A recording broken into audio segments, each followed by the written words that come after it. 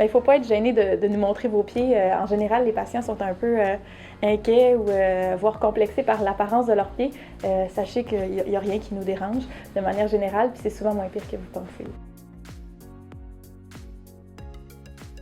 Ce qu'il faut comprendre, ce qu'il faut savoir en premier lieu, c'est qu'un ongle peut changer de forme, peut changer de couleur, peut être plus épais, peut être plus brun, jaune, pour différentes raisons. Fait que c'est pas toujours un champignon. En général, nous, à la clinique, pour vraiment faire un diagnostic précis, on va utiliser une culture. Donc, on va prendre un bout d'ongle qu'on va faire analyser en laboratoire, qui va nous confirmer que c'est un champignon et quel type de champignon que c'est. Puis à ce moment-là, on va pouvoir adapter le traitement par rapport au résultat de la culture. Mais faut pas se confondre à chaque fois qu'il y a une déformation au bout d'un ongle que c'est un champignon. C'est pas tout le temps le cas. Le champignon des ongles, en grande majorité, on l'attrape dans nos propres chaussures suite à un traumatisme quelconque. Mais souvent, ce qui va arriver, c'est que le champignon, ça vit dans un endroit qui est chaud, humide et noir. Donc, c'est sûr que le soulier, c'est le paradis pour eux autres. Puis, ce qui va arriver, c'est qu'on va avoir un petit choc au niveau de l'ongle qui va faire décoller l'ongle.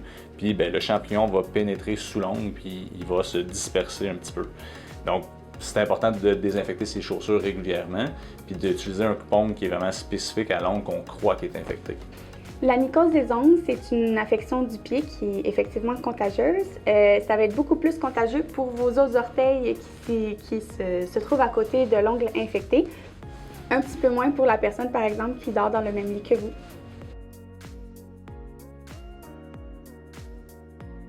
C'est pas dangereux pour la santé en général. Il y a certaines personnes que l'ongle peut finir par épaissir d'une façon exagérée puis causer des plaies sous l'ongle. Mais en faisant amincir l'ongle assez régulièrement, il ne devrait pas avoir de danger pour la santé générale.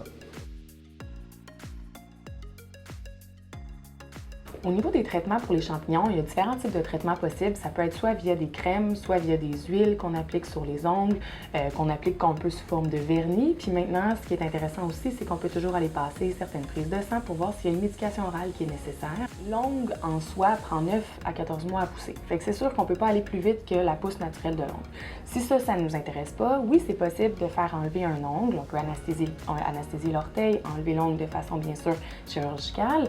La seule chose, c'est qu'il faut toujours considérer les pour et les contre. Donc, ça reste qu'il va y avoir une repousse d'ongle qui peut parfois être déformée également. C'est sûr que c'est plus propice pour les gens qui en ont déjà eu parce que souvent l'ongle est déjà un petit peu traumatisé.